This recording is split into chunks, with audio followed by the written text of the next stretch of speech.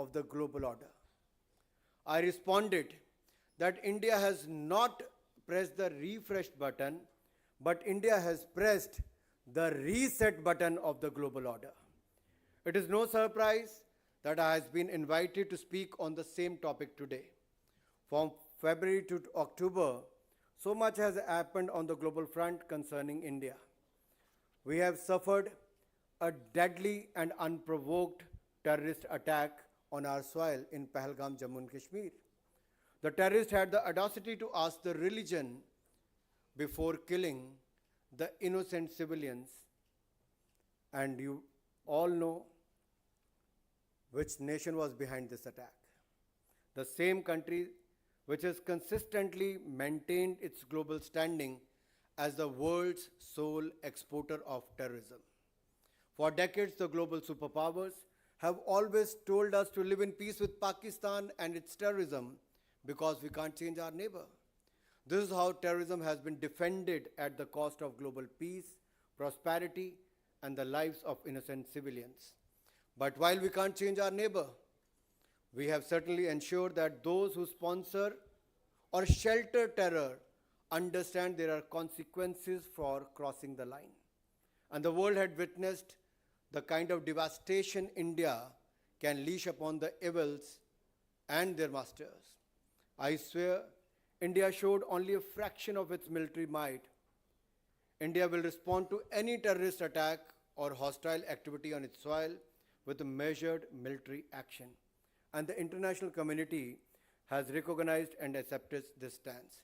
I was part of the delegation sent by Prime Minister Modi to various parts of the world, and Germany to other nations. All of them expressed solidarity with India in the fight against terrorism. Sorry, world can't tolerate double standards. Two sets of definitions, two sets of prescriptions, two sets of remedies for addressing the same crime. India has effectively reset the previously convenient approach of terrorism. Today, India and the rest of the world are on the same page that terrorism in any form is a menace to the global peace and prosperity. My dear friends, a decade back, India was among the fragile 5 economies of the world, but today I can proudly say India is the 4th largest economy of the world. And soon, as Mr. Virmani said, India is going to be the 3rd largest economy of the world. With a strong and stable government enabling a robust democratic model of governance, the ever-growing consumption class, and undying spirit of enterprise, India is within its goal of being soon becoming the 3rd largest economy. India believes in the era of collaboration and convergence rather than conflict or confrontation. We are a just and equitable global trade order. We are in support of that, and we are working assiduously towards stitching the India-EU FTA. We did that recently with the UK. India cherishes its ever-growing ties with Germany at the bilateral fora and wants to showcase it as a symbol of mutual trust and growth. I'm happy that News9 has scheduled this bilateral forum to celebrate 25 years of India-Germany partnership. And as they say, sky isn't the limit. And imagine how the next 25 years will plan out for both the nations, marking growth across domains, especially in the newest technologies like artificial intelligence, climate, and on the human side, skill and talent opportunities. We are steadily emerging as the world's most sought-after consumer market. Today we shine as the world's most resilient, self-reliant, diversified, growth-oriented economy that believes in empowering the last man of the socio-economic order. Our economy has 3D model: self-reliance, self-defense, and self-confidence. When the world economy was crumbling under the weight of once-in-a-century pandemic, Indian economy saw a rise. We resolved to move in a massive way to realize the vision of Atmanirbhar Bharat, a self-reliant and confident India. We know how to cruise our economy out of crisis while we have been a textbook case how to unite the nation under one man or one under leadership. Today, India is the third largest manufacturer in the automobile sector, second largest in the steel, largest milk producer, largest digital payments made, and so on. So, ladies and gentlemen, we live in a world of realities, at times harsh, often discriminatory, undeniably uneven. India has often advocated for a just global order and a level playing field for all. This is a bedrock of India's diplomacy, and we firmly believe in it. We are committed to a multilateral world trade order. Friends, India has a commitment towards Global South. Global governance is marked by deep divides and inequities. Most global challenges are created by Global South, are not created by the Global South, but they affect us the most. We, the developing nations, are compelled to shoulder the greatest cost of crises like climate change, pandemics, debt, even when our role in causing them is minimal. The time has come to reset the global templates, rewrite the global rules, rather than being the passive recipients. More than responsibility, it is a call for conscience and to be the voice of Global South. Prime Minister Modi has sought to position India as both the bridge builder and a voice of the Global South. The whole purpose is to reshape the global governance and to be more inclusive of priorities of developing nations. We are not only advancing economic growth, digital empowerment, socio-economic infrastructure at home, but we are also extending our help and support to the nations of the Global South. This is not a statement of intent, but a record of concrete action. The voice of Global South is the voice of India. The priorities of the Global South are the priorities of India. India has undertaken more than 600 development projects in 78 Global South countries, and we are more inclusive than exclusive. My dear friends, in the field of clean and green technology, India has taken a leading role, implementing numerous decisive actions and innovative solutions. We believe there should be synergy among energy, economy, and ecology. In this way, we can reduce the carbon footprint and increase the green footprint. We have repeatedly urged the developing nation, we have repeatedly urged the developed nation to cut down or reduce their carbon footprint by 2050. Ensuring sustainable energy along with a clean and green planet can be achieved if we could move from conventional to the non-conventional mode of energy. For this objective, Global South and Global North will have to come together. This collaboration includes democratization of technology, financial assistance to the developing and the least developed countries, which are grappling with the energy needs, energy deficiency. Today, India and Germany has mobilized global opinion about the use of renewable energy.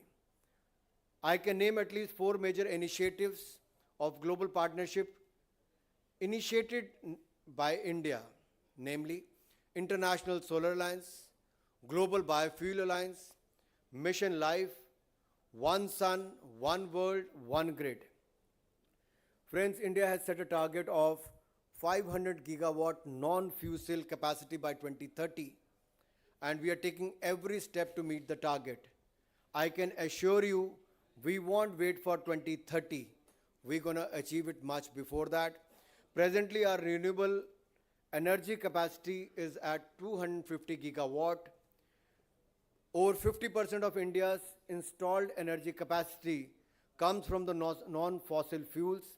We are the 4th largest in the renewable energy, 4th largest in the wind, and 3rd largest in the solar capacity. I have a 6-point action agenda for India-Germany leadership. If you allow, let me outline the practical agenda, concrete, actionable, and time-bound, so that this summit here in Stuttgart catalyzes a roadmap for delivery. Green energy and industrial decarbonization, resilient and rule-based trade, technology and supply chain partnerships, innovation, startup and research bridges, skill and vocational collaboration, climate finance and sustainable infrastructure.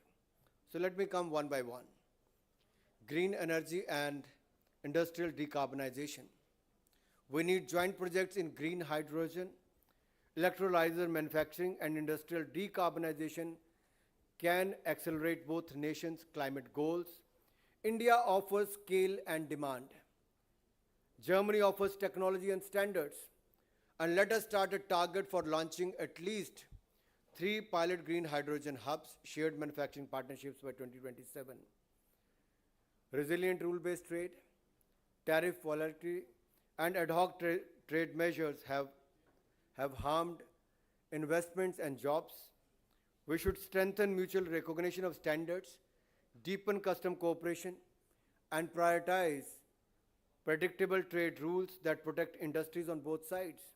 A joint India-Germany Trade and Standard Forum could meet annually to monitor and resolve friction.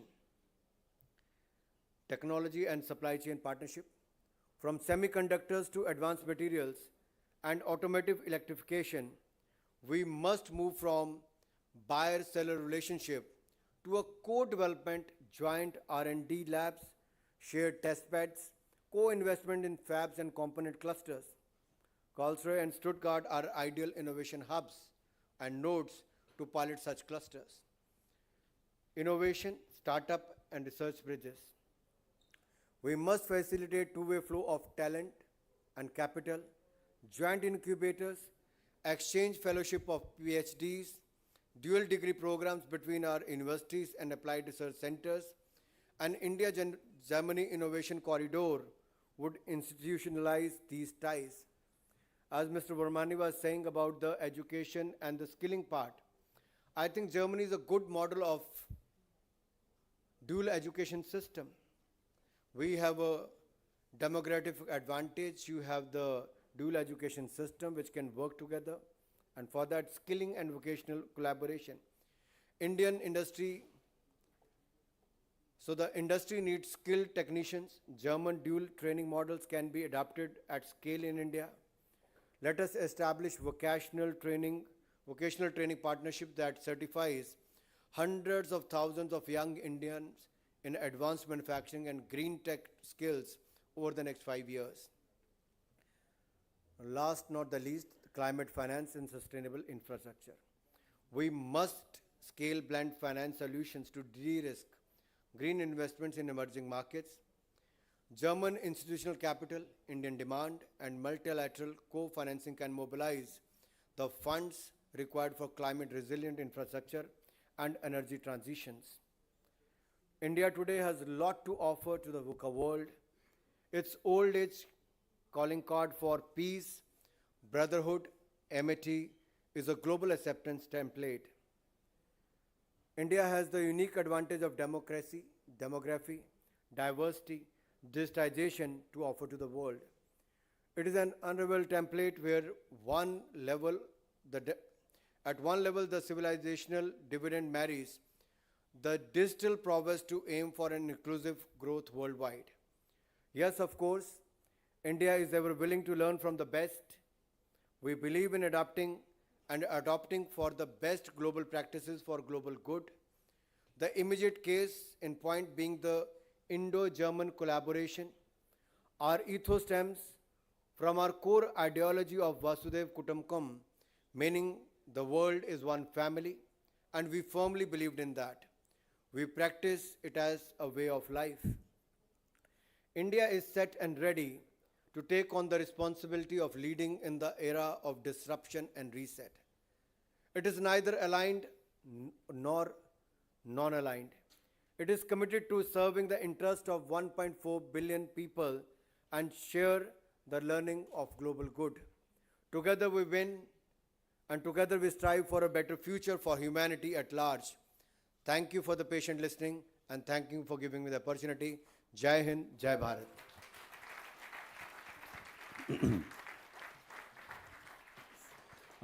Requesting you to please take the stool. barstool so that we can have the Q&A session with Shri. Go ahead. Thank you, Mr. Thakur. I think that was a brilliant speech. You actually outlined 6 agenda points for us, which I think we will take very seriously and incorporate in the next summit.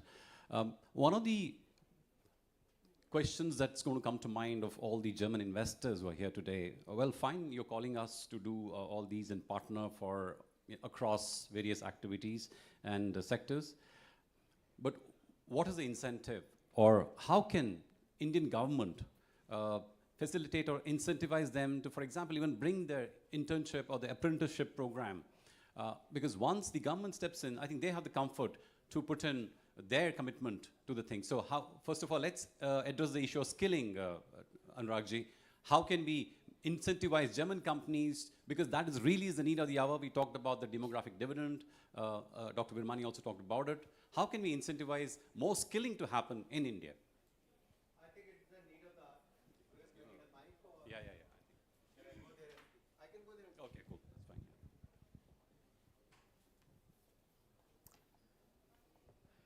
I think the India has the advantage of demography. Nowhere in the world you will find a population between 15 to 19 years of 400 million. Only India can offer that.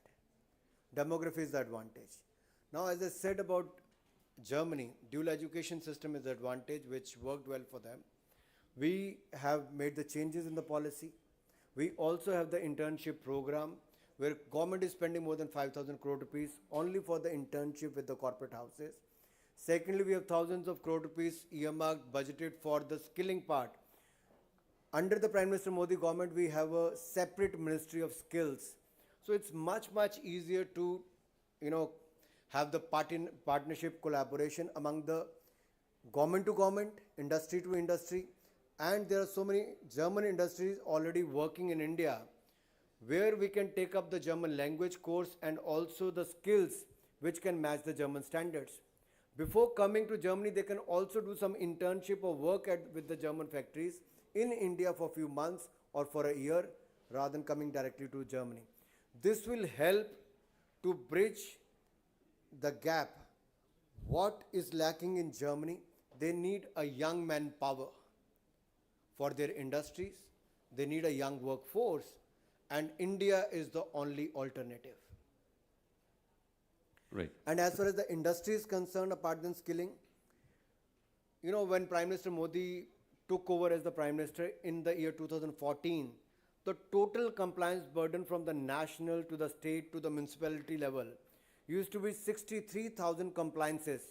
Today it has been brought down to 24,000. And every month we are cutting down on the compliance burden and making much easier as far as the ease of doing business is concerned. Our ranking in the area of ease of doing business is getting better and better. Right. A related question to that, Mr. Thakur, is the fact that India is a federal country. We are comprised of so many different states. How can we incentivize states to offer single window clearances? For example, Maharashtra, we have the industry minister sitting here with us today. We are fortunate to have him, and the chief minister will be addressing us. Maharashtra is the home to the largest FDI investment in India. So it's a state which is very, very investor friendly. How can we create more such templates in other states, not necessarily, let's say, ruled by BJP, but how do we make sure that India as one offers the same face to global investors? I sometimes believe that Prime Minister Modi has a solution for every problem. If you look at his past speeches, he spoke about cooperative federalism and also the competitive federalism.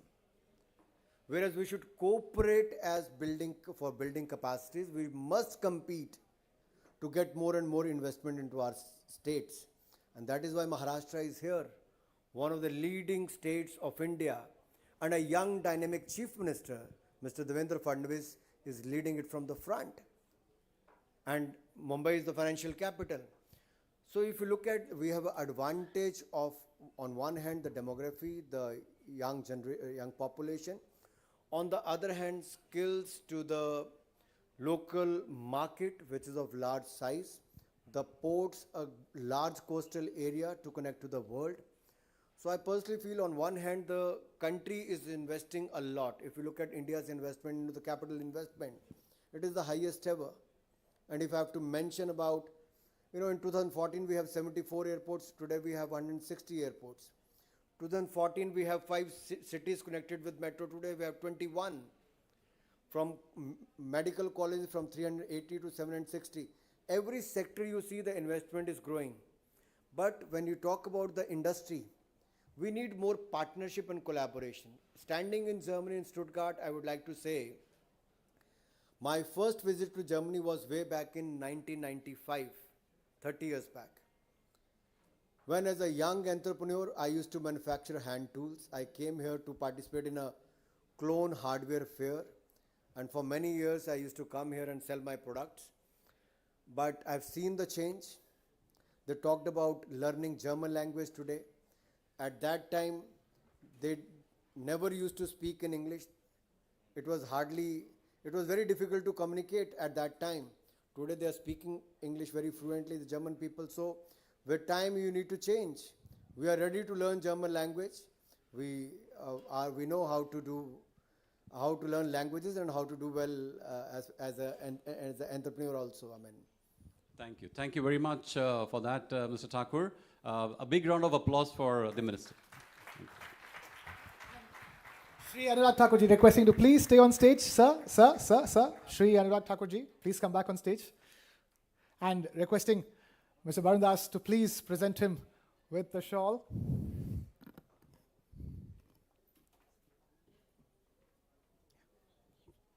And of course, the jersey from 4FB Stuttgart. Nadine, please go ahead. My birthday also comes in this month only.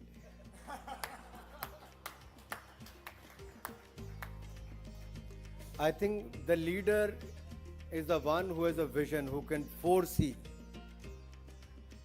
At least Varun should have foreseen my birthday comes also in this month. We still have chance to extend the summit till your birthday comes, as long as you are staying back.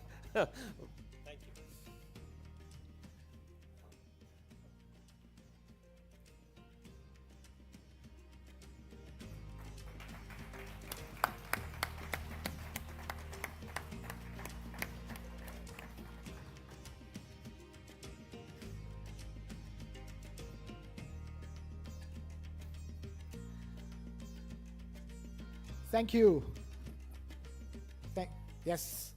Time now to quickly keep things moving. As I cannot stress upon this enough. We have a very, very, very packed day ahead of us. And time now to put the focus on a very, very special partnership between two of the most prosperous states in Germany and India.